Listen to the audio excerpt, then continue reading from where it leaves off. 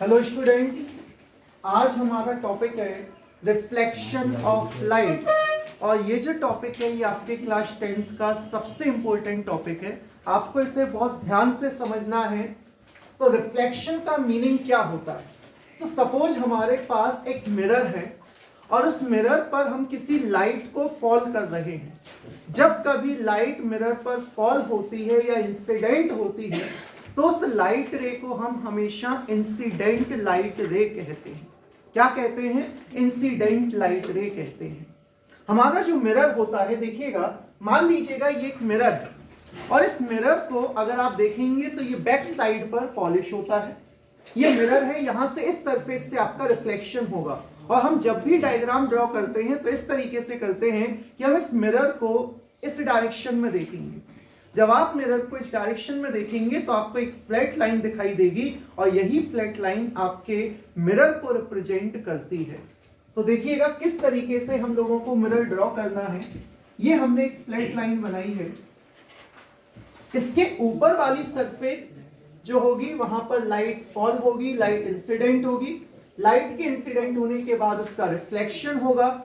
And जो back surface होती है, जो बैक साइड होती है, वो पॉलिश्ड सरफेस होती है। अगर इस सरफेस को आप पॉलिश नहीं करेंगे तो लाइट इस सरफेस के अक्रॉस चली जाएगी और वहां पर रिफ्लेक्शन ना होते हुए रिफ्रैक्शन होगा।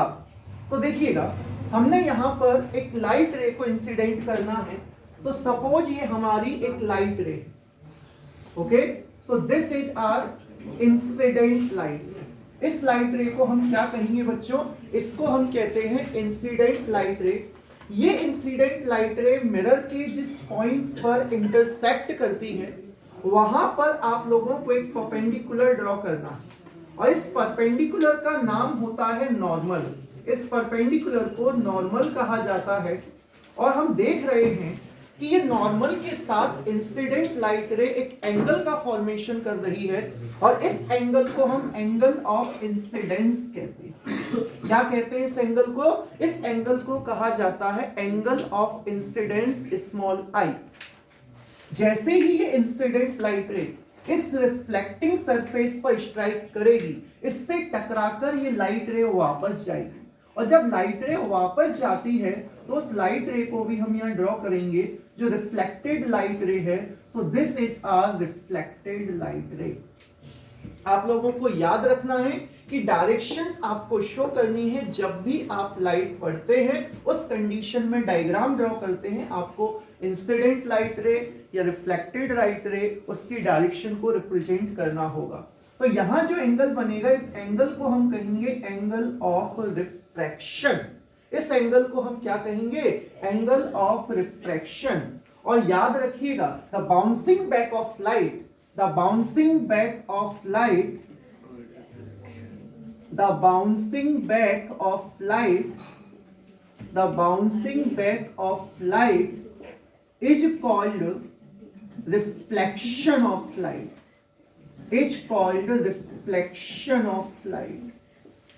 So the bouncing back of light is called reflection of light. और इस रिफ्लेक्शन के आपके सिलेबस में क्या रिफ्लेक्शन के 2 लॉ होते हैं जिनको वो फॉलो करता है। तो सबसे पहला लॉ क्या है रिफ्लेक्शन का? आइएगा देखते हैं। तो रिफ्लेक्शन का फर्स्ट लॉ होता है बच्चों, the incident ray means this one, the reflected ray means this one, and the normal all lies in the same plane. ये तीनों एक ही प्लेन में, एक ही सरफेस पर प्रेजेंट होते हैं। So this is our first law of reflection, in which incident light ray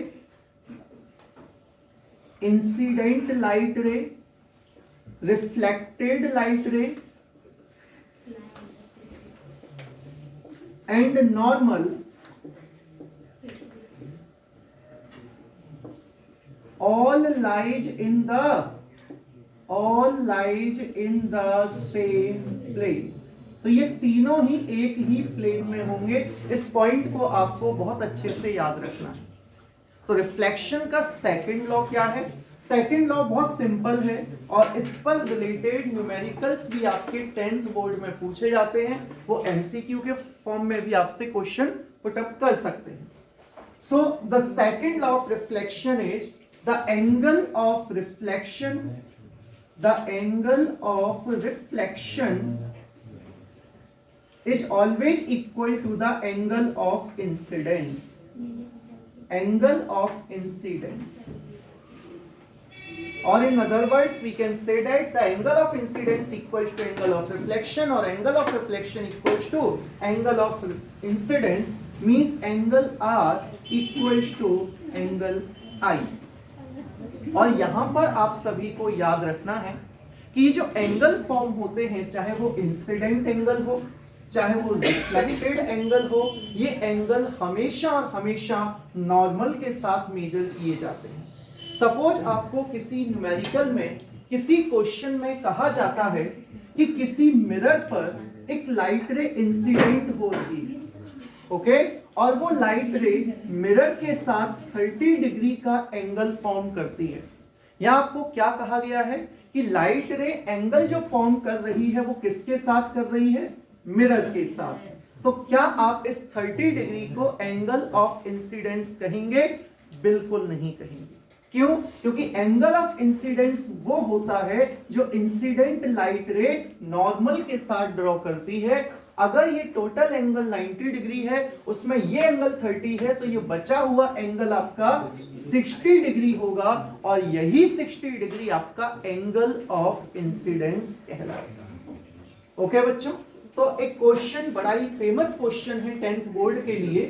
वो question ये है कि if a light ray falls perpendicularly on the surface of mirror, अगर कोई लाइट रे मिरर की सरफेस पर परपेंडिकुलर फॉल होती है, इफ अ लाइट रे falls perpendicularly on the surface of mirror, then what will be the angle of reflection?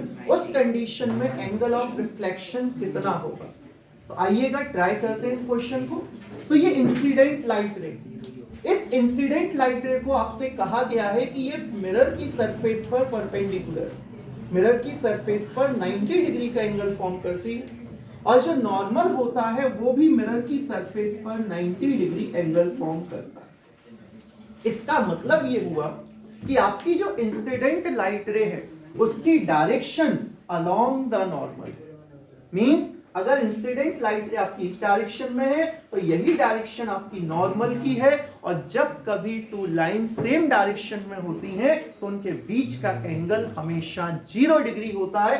Means यहां incident angle जो होगा वो 0 डिग्री होगा, and from the law of reflection we can say that if angle of incidence is 0 degree then angle of reflection will also be 0 degree।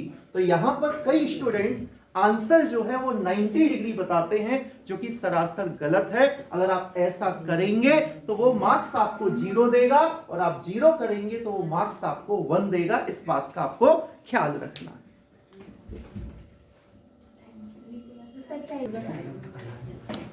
तो students, अभी आपने reflection and laws of reflection की study की।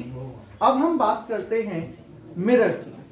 तो आप लोगों को याद रखना है कि जो मिरर है ये आपका जनरली 2 टाइप्स का होता है। एक होता है आपका प्लेन मिरर और एक होता है आपका स्फेरिकल मिरर। लेकिन 10th के सिलेबस में हमें केवल और केवल स्फेरिकल मिरर की स्टडी करनी है। तो ये स्फेरिकल मिरर क्या है?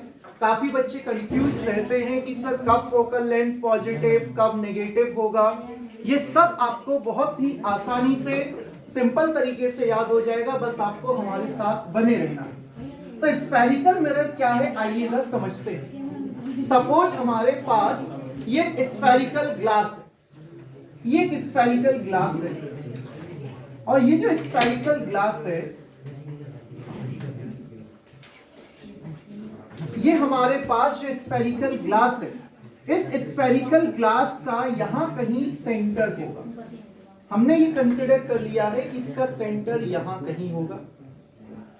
अगर हम इस ग्लास में से इतना सा पोर्शन को कट कर दें, इस पोर्शन को कट कर दें और हम इस पर पॉलिश कर दें, ये हमने इसकी आउटर सरफेस पर पॉलिश कर दिया। तो आउटर सरफेस पर पॉलिश करने के बाद जो स्ट्रक्चर आपको मिलेगी, इस स्ट्रक्चर को हम कॉन्केव मिरर कहेंगे। इस स्ट्रक्चर को हम कहेंगे कॉन्केव मिरर। और ये जिस स्फीयर से कट किया गया, आप देख रहे हैं कि हमारे पास एक स्फेरिकल ग्लास था, हमने उस स्फेरिकल ग्लास के पोर्शन को कट किया, तो इस पोर्शन का जो सेंटर होगा वो वही होगा जो कि स्फेरिकल ग्लास का। इसका मतलब ये हुआ कि इसी पॉइंट को हम सेंटर कहेंगे और इसी पॉइंट को हम capital C mean centre of curvature कहते हैं। तो कैपिटल सी को हम कहते हैं सेंटर ऑफ कर्वेचर। सो ये सेंटर ऑफ कर्वेचर है। और मैथमेटिक्स में आप सभी जानते हैं कि सेंटर से सरकमफ्रेंस तक का जो डिस्टेंस होता है, इस डिस्टेंस को हम रेडियस कहेंगे। तो अगर इस सी से हम एक परपेंडिकुलर लाइन इस मिरर पर ड्रॉ कर देते हैं, हम एक डॉटेड लाइन बनाएंगे जो कि हम इस मिरर पर दिखा रहे हैं। ये जो डॉटेड लाइन है, इस सरफेस को मैं यहां से हटा देता हूं, इसकी आवश्यकता नहीं है। आपको बस ये याद रखना है कि ये जो आपका पोर्शन है ये किसी न किसी स्फेरिकल ग्लास से कट किया गया। जिस स्फेरिकल ग्लास से ये कट किया गया था उसका सेंटर ये है। इस सेंटर को हम सेंटर ऑफ कर्वेचर कहते हैं। यहां पर हमने एक लाइन ड्रॉ की है और ये जो लाइन है, इस लाइन को कहा जाता है बच्चों प्रिंसिपल एक्सिस। इस लाइन का नाम है principal axis. So this is our principal axis. ये लाइन इस मिरर को जिस पॉइंट पर कट करेगी, यहां कट नहीं कर रही है, यहां कट नहीं कर रही है, जिस पॉइंट पर कट कर रही है, इस पॉइंट को हम कैपिटल पी से रिप्रेजेंट करते हैं, कैपिटल पी से डिनोट करते हैं और कैपिटल पी को कहा जाता है पोल। कैपिटल पी को क्या कहा जाता है? पोल। तो कैपिटल पी क्या है? आपका पोल है। कैपिटल सी क्या है? आपका सेंटर ऑफ कर्वेचर है। और आपको मालूम है कि सरकमफ्रेंस से सेंटर तक का जो सेपरेशन होता है बच्चों, इसे हम रेडियस कहते हैं। तो ये इसको हम इस सेपरेशन को, इस गैप को, इस डिस्टेंस को हम कैपिटल आर से रिप्रेजेंट करेंगे और कैपिटल आर को कहा जाता है radius of curvature. Capital R को कहा जाता है radius of curvature. Radius of curvature आप समझ चुके हैं, पोल आप समझ चुके हैं, प्रिंसिपल एक्सिस आप समझ चुके हैं। अब आपको क्या करना है? अब आपको इस पोल और सेंटर ऑफ कर्वेचर के बीच में एक पॉइंट कंसीडर करना है। सपोज ये पोल और सेंटर ऑफ कर्वेचर के बीच का यानी कि मिड पॉइंट है। और याद रखिएगा स्टूडेंट्स, इस मिड पॉइंट को हम कैपिटल एफ से रिप्रेजेंट करते हैं। इस कैपिटल एफ को इस कैपिटल एफ को फोकस कहा जाता है। कैपिटल एफ को क्या कहा जाता है? फोकस। कैपिटल एफ को फोकस कहा जाता है। और कैपिटल एफ से कैपिटल पी तक का जो सेपरेशन है, इसे हम स्मॉल एफ से रिप्रेजेंट करेंगे और इसी स्मॉल एफ को कहा जाएगा focal length. So small F is focal length. Small F क्या है आपका? Focal length. तो बच्चों, R radius of curvature, C centre of curvature, F focus and small F is focal length. आपको अभी अभी मैंने आपसे कहा कि ये पोल है और ये सेंटर ऑफ कर्वेचर। इसके मिड पॉइंट पर जो पॉइंट होगा उसी पॉइंट को हम फोकस कहते हैं। और इतने आप समझदार हैं कि P से लेकर जो डिस्टेंस F तक का होगा वही डिस्टेंस कैपिटल F से C तक का होना चाहिए। मींस अगर हम कहें कि R जो है रेडियस ऑफ कर्वेचर, वो small f means focal length का 2 टाइम्स है। क्यों?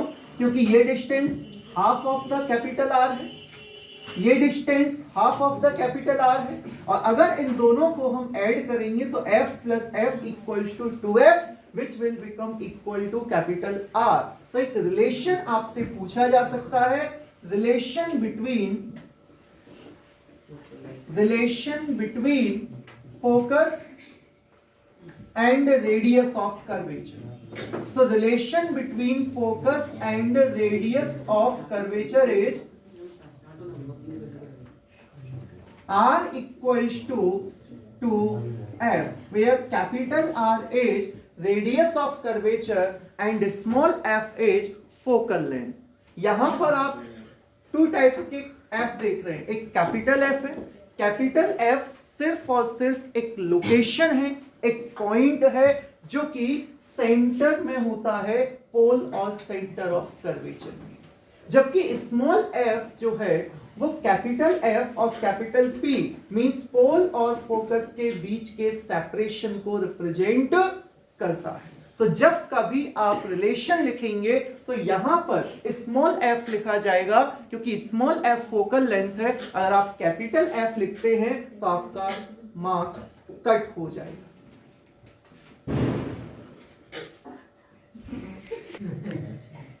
तो यहां हम समझ चुके हैं बच्चों कॉनकेव मिरर. ये मिरर जो है ये कौन सा मिरर है?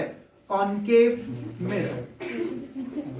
तो आप लोगों ने सेंटर ऑफ कर्वेचर समझा, फोकस समझा, पोल समझा, रेडियस ऑफ कर्वेचर समझा एंड फोकल लेंथ समझा. और याद रखिएगा जो डॉटेड लाइन थी उसे हम कहते हैं principal axis. And what is the relation between focus and radius of curvature? So it is R equals to 2f. तो अगर आप लोगों को ये वीडियो पसंद आया हो तो कृपया इसे लाइक कीजिएगा, शेयर कीजिएगा एंड चैनल को सब्सक्राइब करना बिल्कुल भी ना भूलें. इसके बाद न्यू टॉपिक कॉन्वेक्स मिरर हम नेक्स्ट क्लास में पढ़ेंगे. Thank you.